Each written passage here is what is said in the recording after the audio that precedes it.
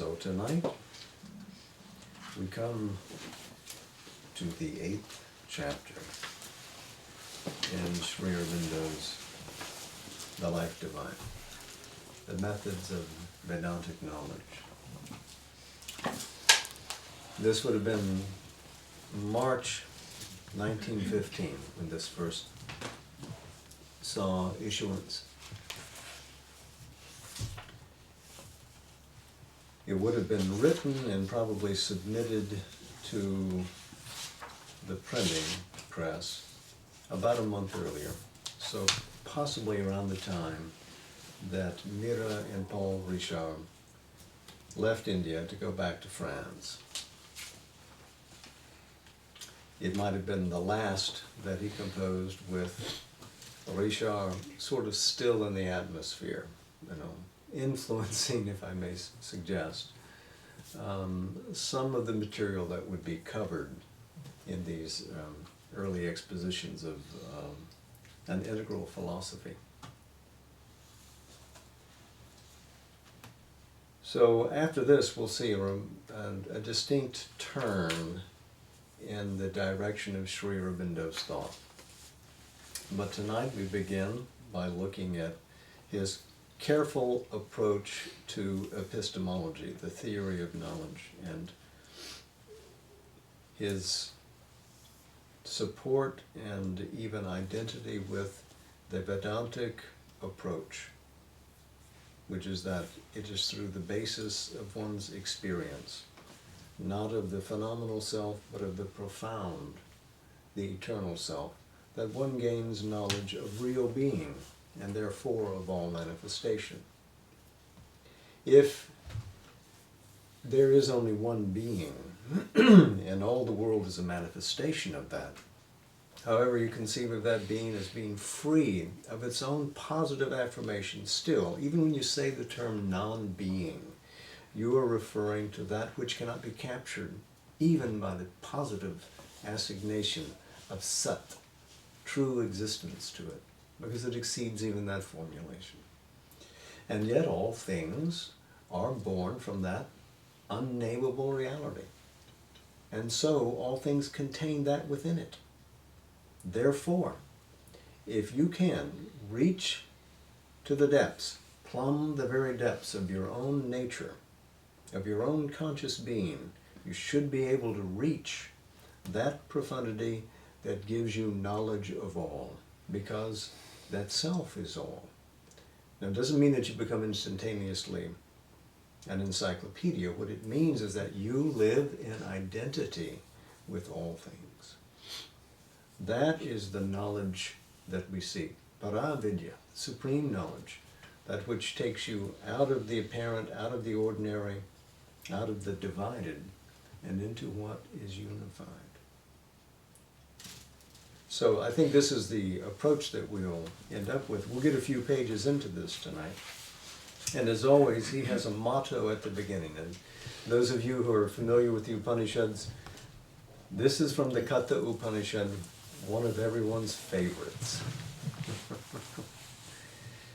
So chapter 8, the methods of Vedantic knowledge. This secret self in all beings is not apparent, but it is seen by means of the supreme reason, the subtle, by those who have the subtle vision.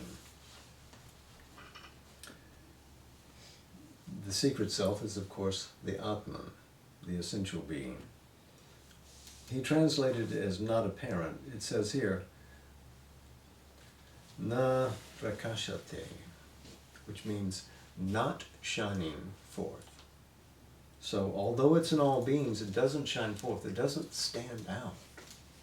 You have to go inside to find it. And you go inside through the core of your conscious being. And that instrument is the buddhi, which is the chief organ by which the Atman leans out into the world and comes to embrace and address it. The subtle, the sukshma.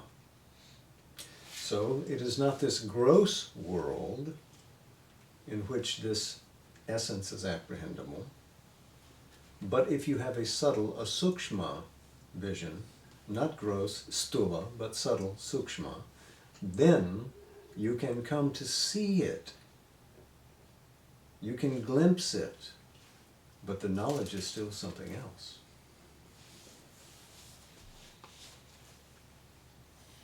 You can begin to approach it through the subtler ranges of your consciousness. And that's what we're going to talk about now. Sri Aurobindo opens. But what then is the working of the Satchit Ananda in the world? And by what process of things are the relations between itself and the ego which figures it first formed, then led to their consummation? For on those relations and on the process they follow depend the whole philosophy and practice of a divine life for man. So he's posited that all this world is a manifestation of Satchit Ananda.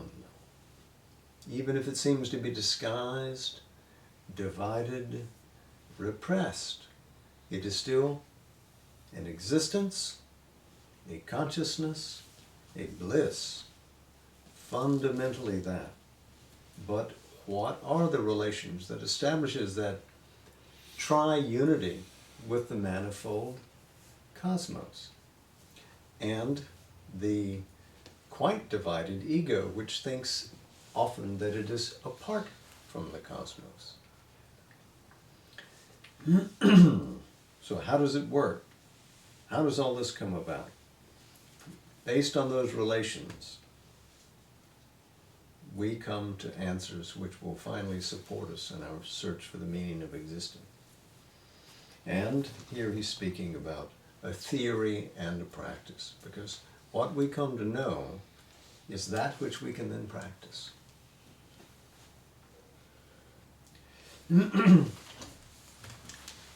He continues, we arrive at the conception and at the knowledge of a divine existence by exceeding the evidence of the senses and piercing beyond the walls of the physical mind. So long as we confine ourselves to sense evidence and the physical consciousness, we can conceive nothing and know nothing except the material world and its phenomena. But certain faculties in us enable our mentality to arrive at conceptions which we may indeed deduce by ratiocination or by imaginative variation from the facts of the physical world as we see them, but which are not warranted by any purely physical data or any physical experience. The first of these instruments is the pure reason. Ratiocination, ratio in Latin, which reason translates into English, or imaginative variation, both of those being key elements by which we can vault beyond the information delivered to us by the senses. For us to apprehend this eternity of Satchit Ananda, to know the divine existence, we have to be able to go beyond the measure of the senses, because they just don't deliver enough information to us. Nothing that is concrete and unified in an essential sense. So the idea that pure reason is among these instruments of consciousness by which we can exceed the limits of the physical senses goes all the way back to Aristotle, and probably you can base this on Plato and his division between will, intelligence, etc., and passion. But with Aristotle, he makes a division between active reason and passive reason. Active reason is the pure reason which can know by theorizing, and the passive reason is that which knows by indirection, which knows through contact of the senses with the objects of the world. So if we're limited just to that, if that really is all that we can know, then all we can ever know is the physical world, isn't it? then our idea that there might be something of metaphysical truth beyond the physical world would be pie in the sky, it would be a chimera. So, Sri Aurobindo's position, like Aristotle's, later like Kant's, will be that reason can be one method by which we can get beyond, rise above. Human reason has a double action, mixed or dependent, pure or sovereign. Pure Kant. Reason accepts a mixed action when it confines itself to the circle of our sensible experience, admits its law as the final truth, and concerns itself only with the study of phenomenon, that is to say, with the appearances of things and their relations, processes, and utilities. This rational action is incapable of knowing what is. It only knows what appears to be. It has no plummet by which it can sound the depths of being. It can only survey the field of becoming. Again, that distinction between being and becoming. Becoming is that which is in process in the world, apprehendable to the senses, at least in a limited way. Being, however, is that which exists always before the becoming. The becoming is a contingency which flows out of being.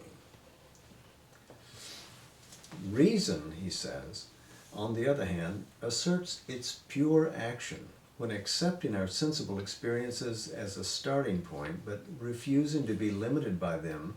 It goes behind, judges, works in its own right, and strives to arrive at general and unalterable concepts, which attach themselves not to the appearances of things, but to that which stands behind their appearances.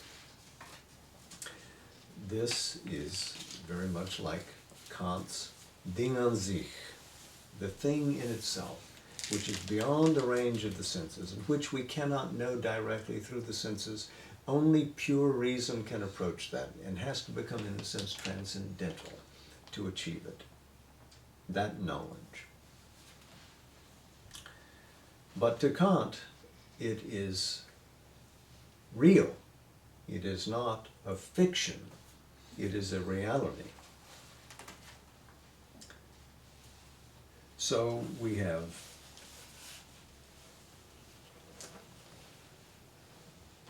an object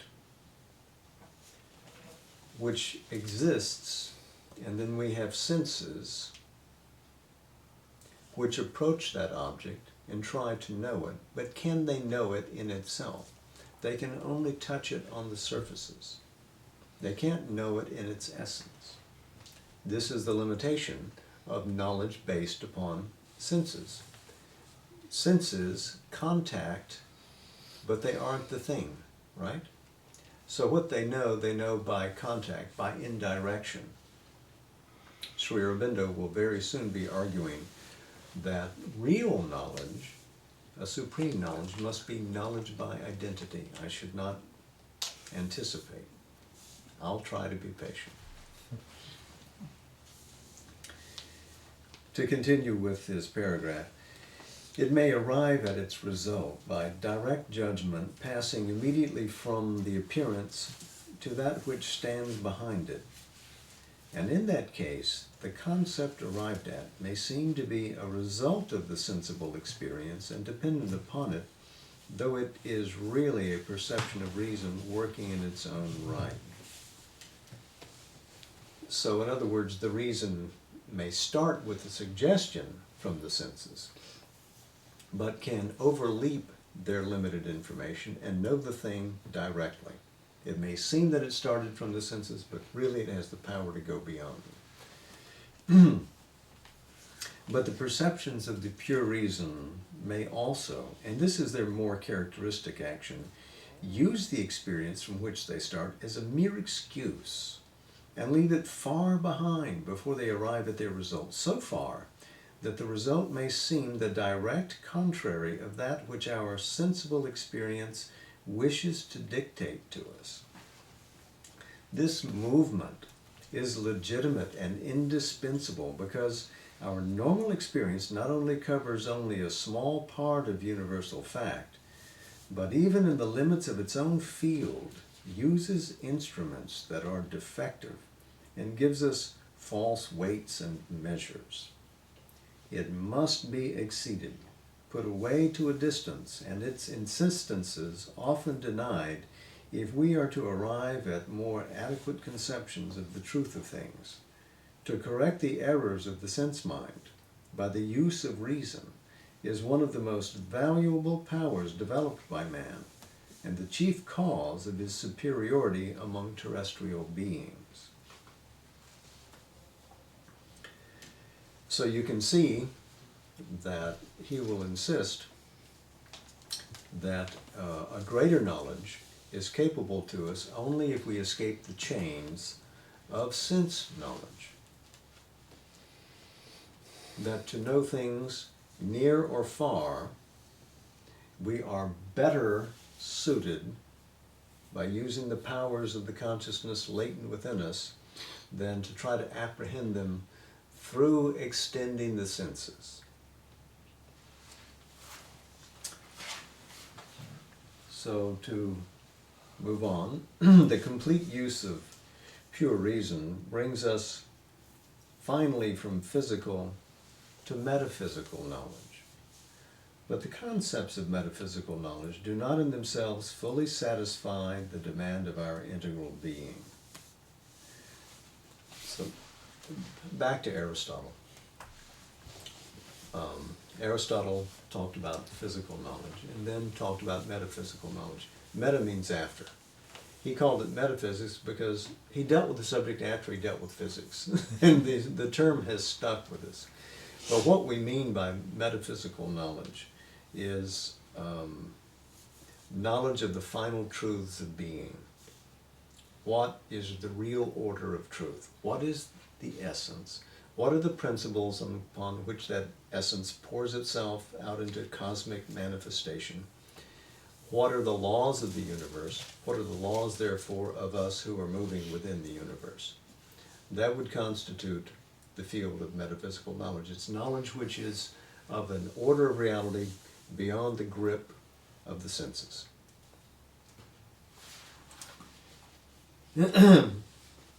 So let me continue, if I may. But the concepts of metaphysical knowledge do not in themselves fully satisfy the demand of our integral being. They are indeed entirely satisfactory to the pure reason itself because they are the very stuff of its own existence. So the concepts of metaphysical knowledge are not going to satisfy us either, because they are true in their own realm. And now he'll explain why they're not satisfactory.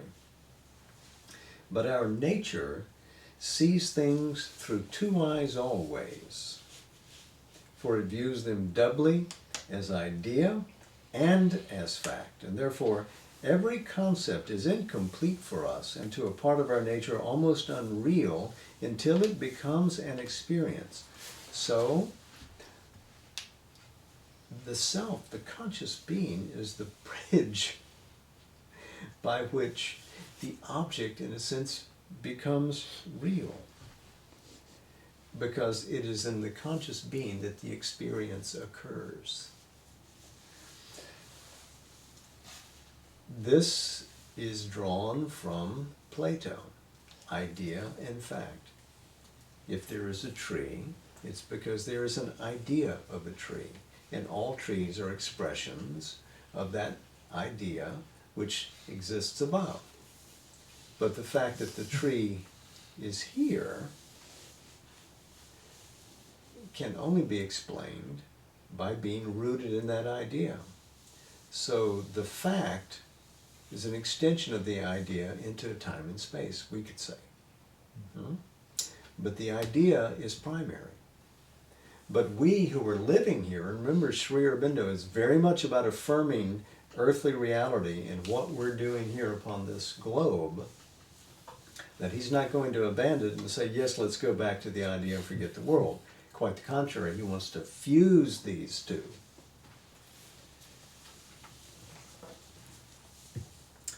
So he continues, but the truths which are now in question are of an order not subject to our normal experience. He's talking now about the spiritual verities.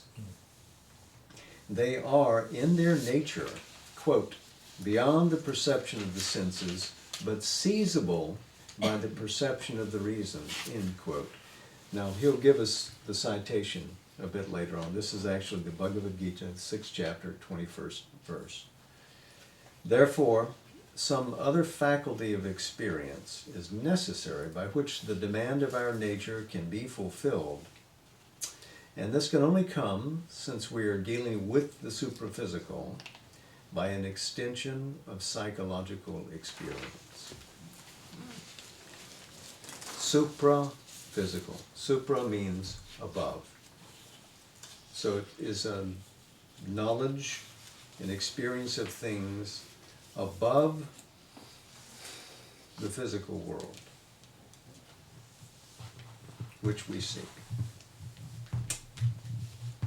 Now, I want to read to you the message which will be shared with everyone tomorrow on the 24th of November. It's the message of the City Day this year as released by the ashram. And it's relevant. The word is a sound expressive of the idea. In the supraphysical plane, when an idea has to be realized, one can, by repeating the word expression of it, produce vibrations which prepare the mind for the realization of the idea. That is the principle of the mantra and of japa. One repeats the name of the divine, and the vibrations created in the consciousness prepare the realization of the divine. It's like a magnet. It's a power of evocation. That which is symbolized in the word is caused to manifest because it is like we are inviting it to come into us, to become real to us, to manifest, for the word to become flesh.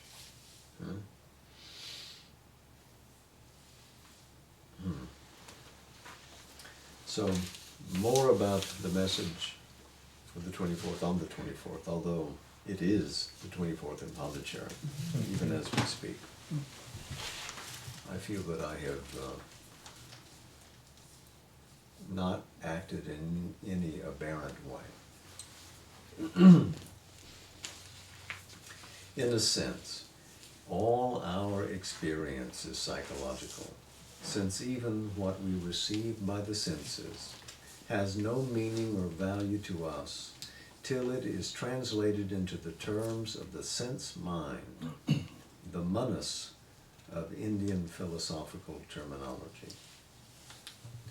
Manas, say our philosophers, is the sixth sense, but we may even say that it is the only sense, and that the others, vision, hearing, touch, smell, taste, are merely specializations of the sense mind, which, although it normally uses the sense organs for the basis of its experience, yet exceeds them and is capable of a direct experience proper to its own inherent action. Let me pause there for a moment. So if you remember our study of the Sankhya system, it rather inverted the world and began with a first form of Prakriti, nature. And the first derivation of that was a great consciousness, a mahas. And then that mahas was equivalent to the buddhi, the principal reason the intelligent will. And then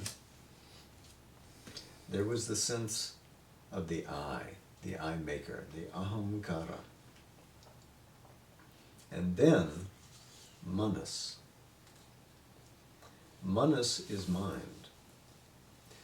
Manas then extends itself into the senses, which then become the gross senses. So there's a set of inner senses and a set of gross senses. An inner world and an outer world, subtle and exterior. And then finally, there are the objects which the senses pursue. And all of this is a great chain of being. So manas is literally the sixth sense. All the other senses deliver their data, what they've gleaned from the world, to the manas, which is the mind. And the mind takes all of this and fashions it into a kind of order, and then presents it on a silver plate to the buddhi, to the intelligent will, to say, here, this is what I've brought you. Haven't I arranged it handsomely? And then the buddhi, if it wishes, can come to know the world through the information delivered by the manas. Does the manas really need those senses? Sri Aurobindo here says, no, that it can act all by itself and just discard that and directly go out and find it without going through these intermediaries. It can know directly. He asserts that based upon his own yogic experience. He knows it because he's done it.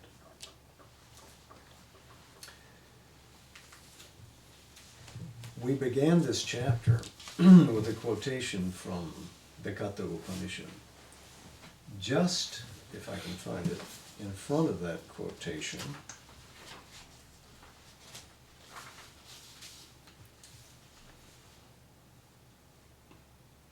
yes, are two other verses which are relevant here.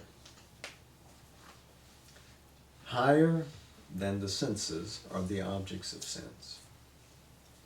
Higher than the objects of sense is the mind, manas. Higher than the mind is the intellect, buddhi. Higher than the intellect is the great self, the Atman, Mahatman, Mahatma. Mm-hmm. Higher than the great is the unmanifest, avyakta. Higher than the unmanifest is the Purusha, person. Higher than the person, there is nothing at all. We lapse again into unnameable reality. That is the goal. That is the higher course. And then comes that verse which Sri Aurobindo began with. So you can see that he's well within the compass of what Upanishadic knowledge, therefore Vedantic knowledge, has asserted, has recorded. Now let's go back to Sri Aurobindo's text. As a result, psychological experience, like the cognitions of the reason, is capable in man of a double action, mixed or dependent, pure or sovereign. Its mixed action takes place usually when the mind seeks to become aware of the external world, the object. The pure action when it seeks to become aware of itself, the subject. In the former activity, it is dependent on the senses and forms its perceptions in accordance with their evidence. In the latter, it acts in itself and is aware of things directly by a sort of identity with them. Clue, you want to underline that. We are thus aware of our emotions. We are aware of anger, as has been acutely said, because we become anger. We are thus aware also of our own existence. And here, the nature of experience as knowledge by identity becomes apparent. In reality, All experience is in its secret nature knowledge by identity. But its true character is hidden from us because we have separated ourselves from the rest of the world by exclusion, by the distinction of ourself as subject and everything else as object, and we are compelled to develop processes and organs by which we may again enter into communion with all that we have excluded. We have to replace direct knowledge through conscious identity by an indirect knowledge which appears to be caused by physical contact and mental sympathy. This limitation is a fundamental creation of the ego and an instance of the manner in which it has proceeded throughout, starting from an original falsehood and covering over the true truth of things by contingent falsehoods, which become for us practical truths of relation. So the falsehood is that there is a real division, that we are not part of one flow of real being. When we think, because living through the formation of a nature which at its outset is ignorant and does not see broadly, we accept that as a portrait of our real being and don't recognize that it's fictional, that this segmentation is arbitrary. Therefore, if what we base on that perception becomes false, by definition,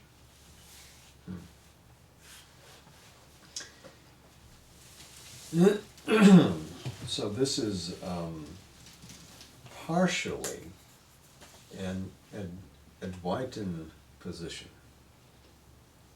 The idea that the ego could be the cause of the division of the universe will not be the final position that Sri Aurobindo takes on this cosmological question, but it's a position that he has at this moment anyway. Seen from an epistemological view, the ego seems to create a world which is divided. The world, even though it's disparate, is not divided. There may be differentiation, but there may not be division. So, from this nature of mental and sense knowledge, as it is at present organized in us, it follows that there is no inevitable necessity in our existing limitations. No inevitable necessity in our existing limitations. So, we seem to be able to know only that which we can reach. Right now, we reach out. That's as far as we can go. But since consciousness is one, since Prakriti, nature, is one, then the freed consciousness should be able to go anywhere and know anything that it wishes to know. And of course, we're not discussing the psychology of the siddhis right now, the powers of fulfillment possible to the yogin. But this is an article of yogic experience, that when freed from the body consciousness, one can go hither and yon and come to know by identity, by identification, what actually is the truth of a particular situation, can return with that and act with that and gain more sure results than if you plodded along and extended logically step by step or waited for sense experience to bring you information upon which you can develop a plan of action. You can know from inside. This is something that we've seen was asserted in the Yoga Sutras and in the extension of the Sankhya philosophy into psychological disciplines. They are the result of an evolution in which mind has accustomed itself to depend upon certain physiological functionings and their reactions as its normal means of entering into relation with the material universe. That's as we live day to day. right now. That's his most experienced the world. Therefore, although it is the rule that when we seek to become aware of the external world, we have to do so indirectly through the sense organs and can experience only so much of the truth about things and men as the senses convey to us, yet this rule is merely the regularity of a dominant habit. It is possible for the mind, and it would be natural for it, if it could be persuaded to liberate itself from its consent to the domination of matter, to take direct cognizance of the objects of sense without the aid of the sense organs. Just what we were talking about earlier. This is what happens in experiments of hypnosis and cognate psychological phenomena. Because our waking consciousness is determined and limited by the balance between mind and matter worked out by life in its evolution, this direct cognizance is usually impossible in our ordinary waking state, and has therefore to be brought about by throwing the waking mind into a state of sleep, which liberates the true or subliminal mind.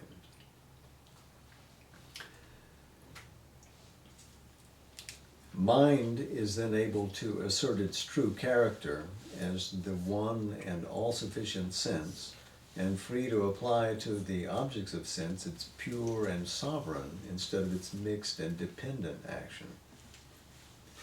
Nor is this extension of faculty really impossible, but only more difficult in our waking state, as is known to all who have been able to go far enough in certain paths of psychological experiment. Well, this is Sri Aurobindo's experiences recorded in the Record of Yoga, a journal that he kept and made minute observations about his capacity to extend knowledge through the powers of yoga into world events, into knowing the contents of another person's mind, into being able to manipulate and mold events around him. So all that he is saying here, he was actually doing at this time, and would continue to do for years thereafter. That is, to keep that record. Of course, he never ceased to make such conscious experimentation part of his daily life. So normally, when we want to gain access to those extraordinary states of awareness, we have to put ourselves, in a sense, to sleep. We have to block off our experience of the physical world and get into some range of the subliminal mind. Subliminal means that which is below the line, or behind the line. So behind the line of our waking approach to the world, our waking consciousness based upon the senses, etc. Oh, the sun's up, the sun's in the sky, is a realm of conscious being which is not dependent upon that. If you can slip out of that, for instance, if you go into lucid sleep, you can become aware of ranges of your conscious nature that are normally closed to you. And you can have brilliant insights. You can invite into manifestation greater powers of creativity than you knew you had.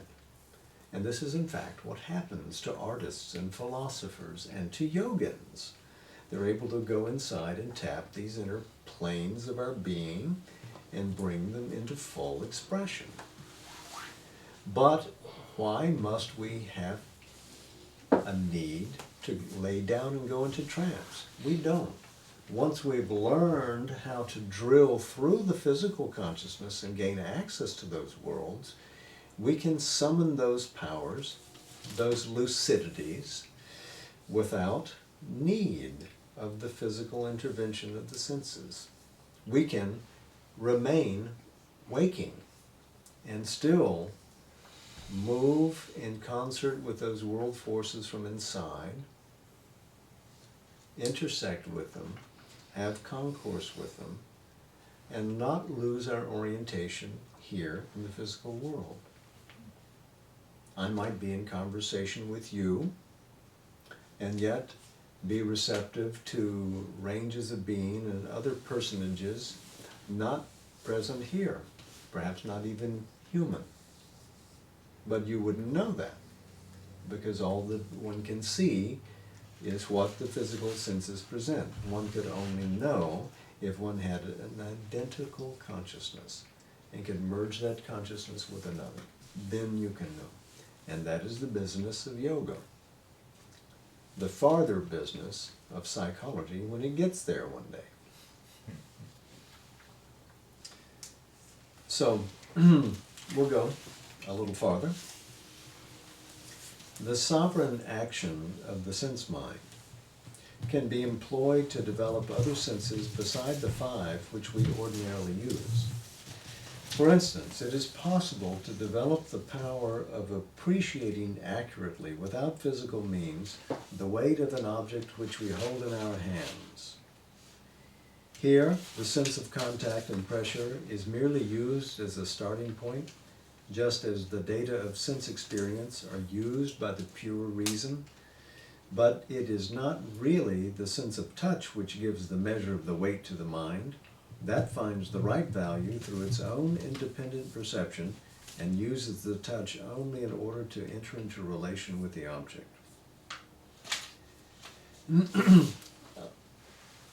I want to pause here for a moment.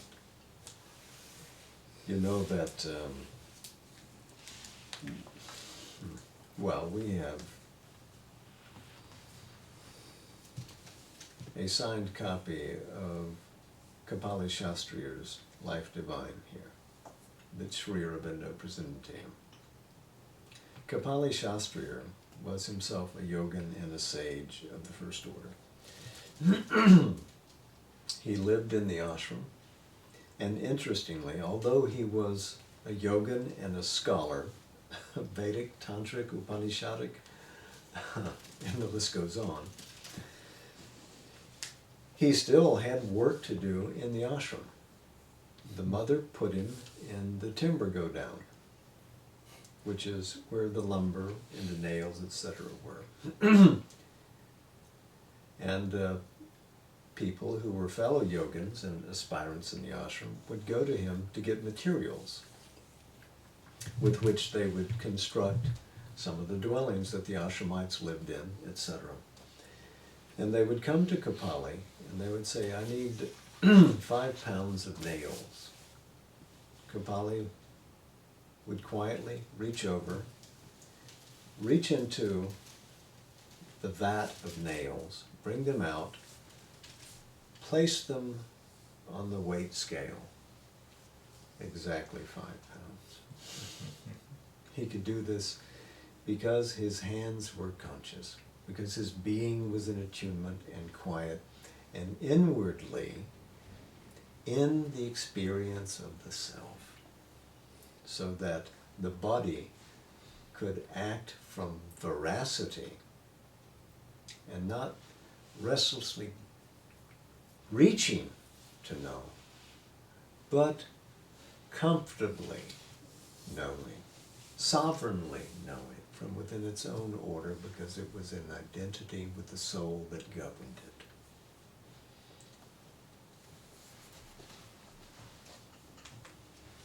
On to the next sentence. And as with pure reason, so with the sense mind. The sense experience can be used as a mere first point from which it proceeds to a knowledge that has nothing to do with the sense organs and often contradicts their evidence. Nor is the extension of faculty confined only to outsides and superficies. It is possible, once we have entered by any of the senses into relation with an external object, so to apply the manas as to become aware of the contents of the object. For example, to receive or to perceive the thoughts or feelings of others without aid from their utterance, gesture, action, or facial expressions, and even in contradiction of these, always partial and often misleading data. Finally, by an utilization of the inner senses, that is to say, the sense powers in themselves, in their purely mental or subtle activity as distinguished from the physical, which is only a selection for the purposes of outward life from their total and general action, we are able to take cognition of sense experiences, of appearances and images of things other than those which belong to the organization of our material environment. All these extensions of faculty, though received with hesitation and incredulity by the physical mind, because they are abnormal to the habitual scheme of our ordinary life and experience, difficult to set in action, still more difficult to systematize so as to be able to make of them an orderly and serviceable set of instruments, must yet be admitted, since they are the invariable result of any attempt to enlarge the field of our superficially active consciousness, whether by some kind of untaught effort and casual ill-ordered effect, or by a scientific and well-regulated practice. As his record records, he describes here the powers of the Siddhi. But let's make sure that we understand, he is in this paragraph developing the idea that it is the manas which can reach out beyond the range of the senses. He's not here talking about the higher superconscient realms. He's talking about the mind, manas, as delivered from obedience to the senses, being able to act and enlarge its range of knowledge independently of those five senses, either gross or subtle.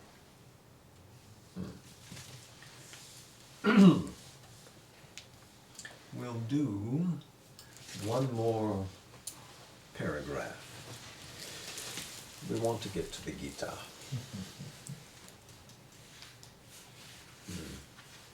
None of them, however, leads to the aim we have in view, the psychological experience of those truths that are beyond perception by the sense, but seizable by the perceptions of the reason. Buddhi grahyam atindriyam. Gita 6:21. Just as before, that was the earlier quotation that we saw. The same thing. So they're beyond the senses, but perceivable by the reason. He continues, they give us only a larger field of phenomena and more effective means for the observation of phenomena. The truth of things always escapes beyond the sense.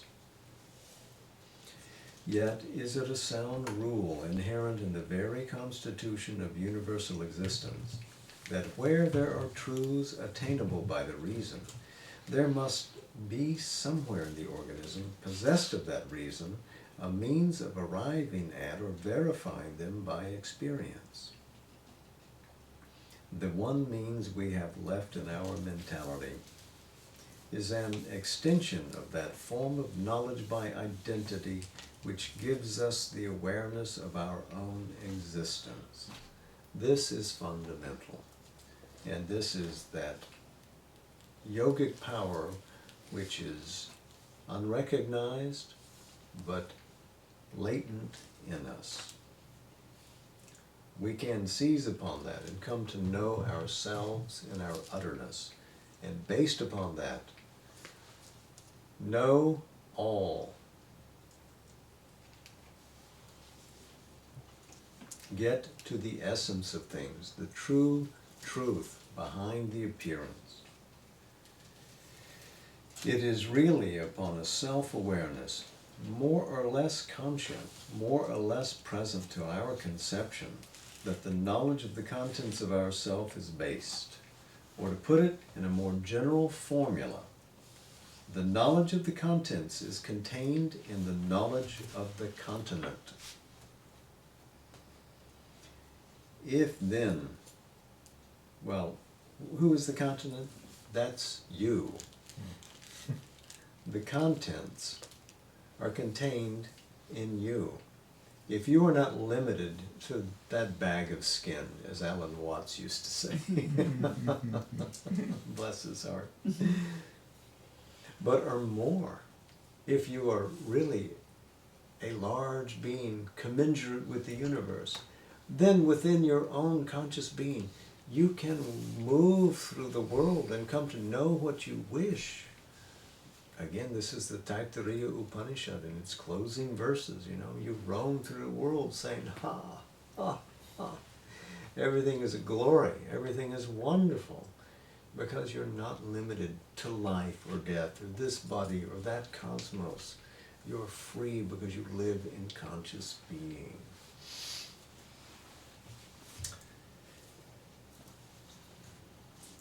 So let me read that sentence again, or to put it in a more general formula. The knowledge of the contents is contained in the knowledge of the content.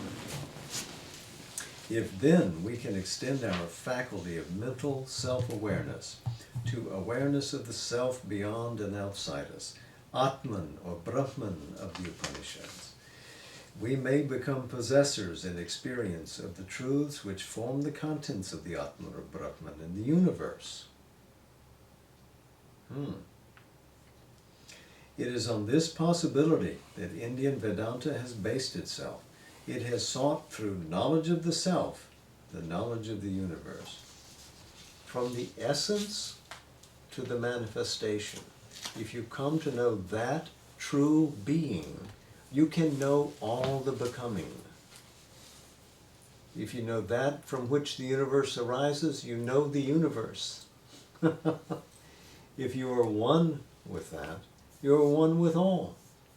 If true knowledge comes by identity, if you are one with all, then all is contained within you, and you can know it as you know yourself. And there's nothing more fundamental than your knowledge and experience of yourself.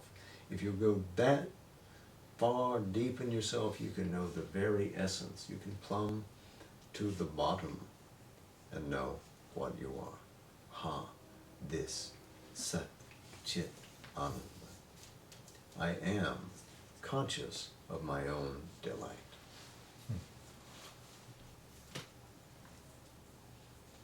And this you can see in the Katha Upanishad. Go back, have a look at it again. You'll enjoy rereading it in this context. So this is a very important point that he's made in these last couple of sentences. So do note it. Next week we'll begin with the sentence, but always mental experience and the concepts of the reason have been held by it to be, even at their highest, a reflection in mental identifications and not the supreme self-existent identity. Indeed.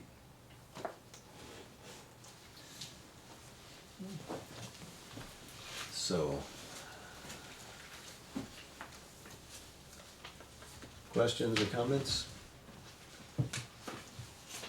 What is the, manas is a term that I hadn't seen before. How is that related to, say, intuition? Intuition is a higher faculty of consciousness, which would be more akin to the buddhi, which manas serves. So the manas, the sense mind, you might say it's the mind that governs the senses and collects all the data that the senses bring. And so it's not an essence, it's not an, someone's having a conversation with Siri by accident. Siri, good to have your ethereal presence with you. We summoned you. Since we're all one. So, manas is limited to that range of the world, but there is a higher order of knowledge based upon identity, which intuition signifies. That is part of the superconscious range of being. Buddhi would be the closest term that we have in the Sankhya terminology to it. But Sri Aurobindo, as he approaches an assay of all the ranges of conscious being up to the supermind, will begin to identify different regions and different regions for which there are no Sanskrit equivalents. And so we'll, at that point, leave Sankhyan terminology aside and begin to rely upon the English terminology that he developed. He wrote about clairaudience. Is that part of Manas? That's capable, the Manas is certainly capable of clairaudience, yes. Mhm. It is, when it is released from fixity in body consciousness. When it becomes independent of that, then it can know from afar what it wishes to know. Especially as the instrument becomes pure. As I think Sri Aurobindo alluded to earlier, this is an action which has to be learned, has to be practiced and systematized, because otherwise it can be misused, it can be slipshod in what it learns and what it brings back. If it is not made consistent, if it is not married to an entire body of practice and approach, it may be wrong in the data that it brings. It may be inconsistent. So what one wants is a knowledge that is consistent, that can deliver the goods from a distance if you wish to know it. To do that, one has to go through a number of things, among them, silencing, being capable of pacifying the senses so that they are still, so that the consciousness can become independent of them and not always be wrestling or struggling with them and go off on its own. We're talking about the mental consciousness now, the manas. Of course, there's the great consciousness of the self behind all. It's a different order of being.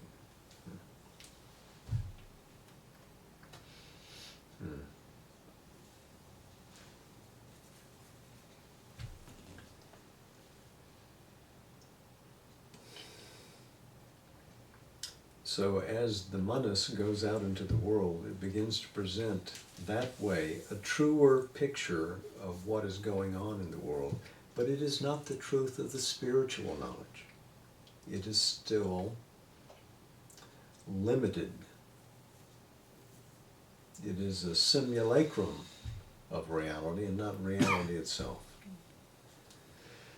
The reality is the supramental vision.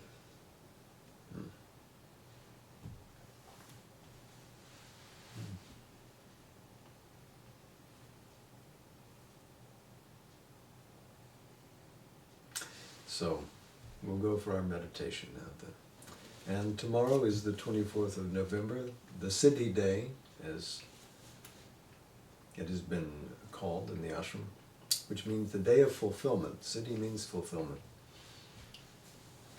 It's the day when Sri Aurobindo experienced the descent of the overmind consciousness into the cells of his physical body.